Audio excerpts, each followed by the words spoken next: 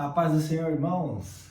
Sejam bem-vindos aqui a mais um vídeo da Coluna Rema e eu tenho certeza que Deus vai falar grandemente conosco nessa noite, vai ministrar em nossos corações. Por isso, se conecte naquilo que o Senhor tem nesses próximos 10, 15 minutos, em que em nome de Jesus você possa receber aquilo que o Senhor tem para a sua vida, viu? Aproveita e compartilhe o vídeo. Você que não é inscrito, se inscreva no canal para sempre estar acompanhando aí os vídeos e lives e cultos ao vivo que tem entrado aí semanalmente no nosso canal, amém? Hoje vídeo da Coluna Rema e o tema é: está vivendo a vontade de Deus? Então persista. O Senhor estava ministrando no meu coração, lendo o livro de Atos, e o livro de Atos todos, como o próprio nome diz, Atos dos Apóstolos, mostram o ministério dos apóstolos, né?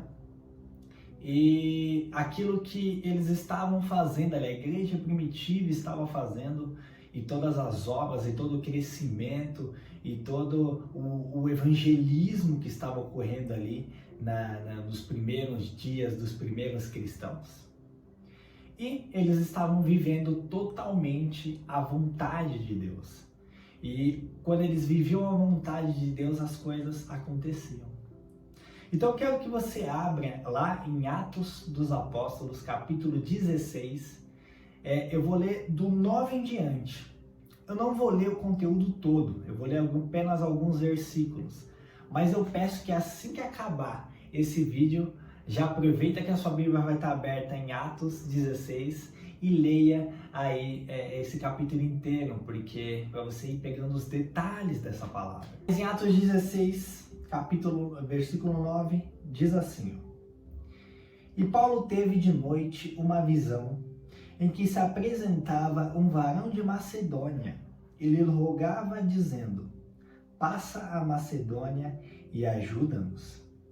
E logo depois dessa visão, procuramos partir para a Macedônia, concluído que o Senhor nos chamava para lhes anunciarmos o Evangelho. Até aqui. Queridos, Deus deu uma visão a Paulo de uma pessoa lá na Macedônia, um homem, pedindo para que Paulo fosse lá ajudar eles. E ele entendeu que essa era a vontade de Deus naquela viagem missionária. Paulo estava sendo guiado pelo Espírito e obedeceu qual que era a próxima cidade, qual que era a próxima região que ele deveria ir. E aí ele obedeceu e foi. Ou seja, pega isso. Paulo e os homens que estavam com eles estavam debaixo da vontade de Deus. Estavam vivendo a vontade de Deus.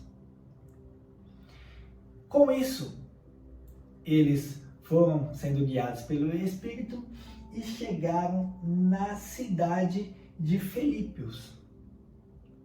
E ali eles começaram a pregar o Evangelho. E a palavra nos mostra que muitas mulheres iam assistir e aceitavam a Jesus, e as famílias começaram a ser salvas, e as coisas começaram a acontecer naquela cidade. E por quê? Porque eles estavam debaixo da vontade de Deus. E quando Deus está no negócio, quando nós temos a plena certeza que há a vontade de Deus e estamos vivendo a vontade de Deus, as coisas vão acontecendo. A prosperidade, né? Prosperidade não é só em questão financeira. Prosperidade é a bênção de Deus para tudo ir acontecendo. Qual era a missão que Deus deu para Paulo ali naquela viagem missionária? Vai e prega o Evangelho. Almas sendo conquistadas para Jesus, pessoas se entregando a Jesus, pessoas reconhecendo Jesus como o seu único Senhor e Salvador.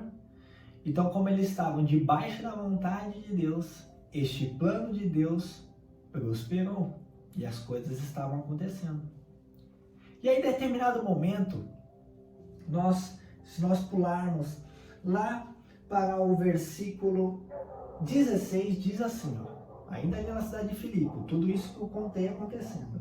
E diz assim, no 16: E aconteceu que, indo nós à oração, nos saiu ao encontro uma jovem que tinha espírito de adivinhação, a qual, adivinhando, dava grande lucro aos seus senhores. Esta, segundo a Paulo e a nós, clamava dizendo: estes homens que nos anunciam o caminho da salvação são servos do Deus Altíssimo. E isto fez ela por muitos dias. Mas Paulo, perturbado, voltou-se e disse ao Espírito: em nome de Jesus Cristo, te mando que saias dela. E na mesma hora saiu. E vendo seus senhores que a esperança do seu lucro estava perdida, prenderam Paulo e Silas e os levaram à praça, à presença dos magistrados. No meio aí deles pregando e as pessoas conhecendo a Jesus, havia uma moça na cidade que tinha um espírito de adivinhação dentro dela.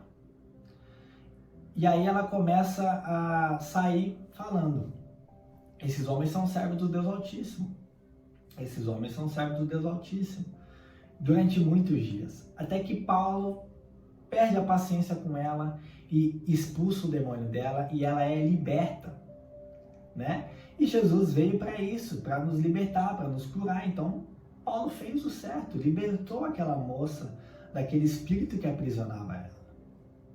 Só que a palavra nos mostra que ela servia de grande lucro para os senhores dela, os donos dela, os homens ali daquela cidade. E ela, sem o demônio, sem o espírito, não teria mais como dar lucro a eles.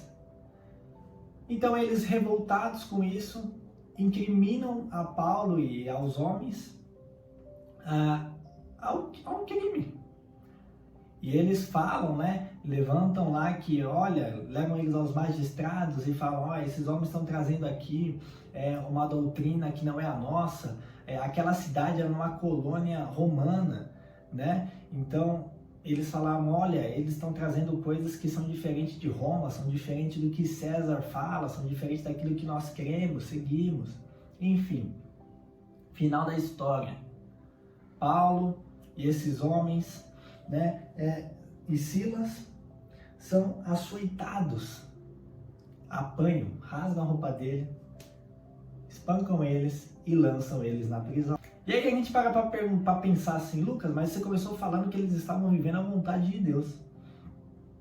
E de repente, vivendo a vontade de Deus, eles se pegam numa situação que eles sofrem uma falsa acusação, eles são açoitados e são lançados à prisão. Se eles estão vivendo a vontade de Deus, isso não pode acontecer. Eles estão vivendo a vontade de Deus.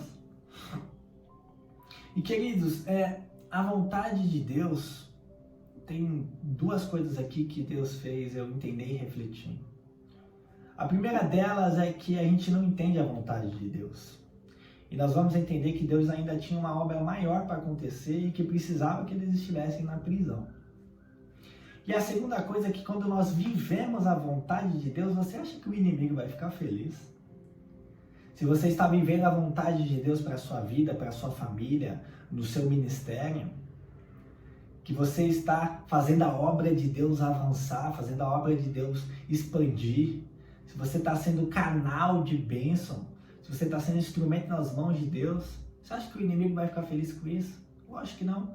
Então ele vai arrumar várias formas para te fazer calar, como ele arrumou essa forma para tentar calar aqueles homens. As pessoas estavam se convertendo a um monte. Uma multidão estava aceitando a Jesus. Então o inimigo estava desesperado, porque aquela cidade era uma colônia romana, ou seja, havia ali idolatria, havia ali, era uma colônia pagã, onde tinha vários deuses. Então de repente chega ali servos do Deus Altíssimo, pregando o evangelho, fazendo as coisas acontecer, fazendo as pessoas serem salvas. E o inimigo precisou agir, levantou isso para tentar calar Paulo e Silas e os outros homens. E muitas vezes acontece isso conosco. As lutas aumentam e a gente sempre ouve isso, é uma verdade. Se estamos passando por muitas lutas, afrontas, é porque estamos no caminho certo. Se tudo está muito tranquilo, opa, tem algo de errado. Então, eles são lançados na prisão. E aí a gente para pensar e fala: pô, eles estão na prisão, o que eles vão fazer agora? estão na prisão, o que eles vão fazer? E aí ocorre a famosa e conhecida experiência ali de Paulo e Silas na prisão. A palavra nos afirma que, se a gente continuar lendo o texto, que eles estavam na prisão, orando e louvando ao Senhor. E todos os outros presos estavam assistindo. E aí, o que acontece ali? Deus responde à adoração e oração daqueles homens. E acontece um grande terremoto que derruba as grades da prisão. E aí, queridos, o sobrenatural de Deus aconteceu ali de uma forma estrondosa. E a palavra nos mostra que o carcereiro acordou assustado, e aí ele viu aquilo e já sacou da espada para se matar. E por que ele fez isso? Porque naquela época os romanos eram muito cruéis, e se aquele guarda, no seu turno, perdesse todos aqueles presos, ele ia sofrer sérias consequências, independente se foi por causa de terremoto ou porque os presos fugiram, ia cair sobre ele. E ele seria torturado, ele ia passar por dificuldades mesmo ali com a vida dele. Não seria simplesmente, matou ele e acabou. Não, ele ia sofrer até chegar a pena de morte dele. Então o que ele pensou? Já vou me matar logo, que é muito melhor eu morrer aqui pela minha própria espada do que eu ir para a mão lá de Roma. E aí Paulo e Silas falam, calma, tenha paz, nós estamos aqui, todos aqui. E aquele homem, queridos, é salvo não só fisicamente, mas ele pergunta, como é que eu faço para ser salvo? E aí Paulo começa a pregar para ele, e ele e a casa dele são salvos. Ele e a casa dele se batizam. E eu tenho certeza que a palavra não nos mostra, mas que aqueles presos também aceitaram Jesus. Porque viveram uma experiência sobrenatural. Aconteceu um terremoto durante a oração, durante a adoração. Aí vidas foram salvas. E aí você lê aí e vê o desfecho da história de Paulo e Silas naquela cidade. Mas, queridos, depois nós vamos ver que teve a carta de Filipenses, ou seja, a carta para essa igreja de Filipe. Essa igreja se tornou, esse povo se tornou uma igreja forte, uma igreja consolidada. E por quê? Porque Paulo e os homens que acompanhavam ele estavam vivendo a vontade de Deus, e não apenas vivendo a vontade de Deus, mas persistindo mesmo diante das dificuldades. Eles tinham tudo para desistir no meio do caminho, eles tinham tudo para abandonar tudo por conta da luta, por conta da dificuldade, mas eles escolheram persistir, porque eles tinham plena certeza que eles estavam vivendo a vontade de Deus, quem era Deus na vida deles, e que eles estavam cheios do poder de Deus dentro deles, cheios do Espírito Santo. Eles tinham essa certeza. Eles tinham essa certeza que, acima de toda a dificuldade, a oração e a adoração é algo poderoso que a gente deve fazer independente de onde quer que a gente esteja. E nós precisamos ter essa certeza dentro de nós. Se estamos debaixo da vontade de Deus, persistir. Se ainda não estamos, pedir para o Senhor, me ajude a estar debaixo da sua vontade. Nós precisamos ter certeza de quem somos nós em Cristo e quem é o nosso Deus. Caminhar com Ele, estar cheio do poder dEle e persistir. Ai, mas está tão difícil, eu não estou conseguindo orar, não estou conseguindo louvar. Lembre-se desta passagem. E creia que Deus está cuidando de tudo. Que se estamos debaixo da vontade de Deus, os planos prosperam, as coisas acontecem e nos traz uma plena alegria e plena convicção que vem de Deus e não de nós. Meu querido, continue a refletir sobre isso. Como eu falei, assim que eu terminar de orar, leia com calma cada versículo dessa passagem e seja ministrado em nome de Jesus. Amém? Orem comigo neste momento. e que o Espírito Santo possa continuar a falar ao seu coração. Pai, em nome de Jesus, estamos aqui, Senhor, diante da sua presença, Pai. Te agradecemos, Pai, pelo seu poder, te agradecemos pelo teu agir, te agradecemos pelo seu cuidado com as nossas vidas. Que o Senhor continue, Pai amado, a ministrar em nós, continue, Pai amado, a falar conosco, a nos levar às águas mais fundas, a nos dar experiências com o teu Espírito. Que possamos estar andando debaixo, Pai amado, da sua vontade, dos seus planos e nos manter firmes nisso, Pai, independente das dificuldades. Nos ajude a amadurecer. Nos ajude a nos manter firmes, Pai, firmes em oração, firmes em louvor, firmes em realizar aquilo que o Senhor quer que realizemos, Pai. E que tudo aquilo que formos fazer esteja debaixo da sua vontade e que o Senhor prospere, Pai amado. E que possamos, Pai, crescer a cada dia. Nos ajude, Pai amado, a crescer nesta verdade e que o Senhor continue a ministrar em nossos corações, Pai. Em nome de Jesus, amém. Meu querido, Deus abençoe a sua vida, compartilhe esse vídeo e até o próximo remo, amém? Deus abençoe.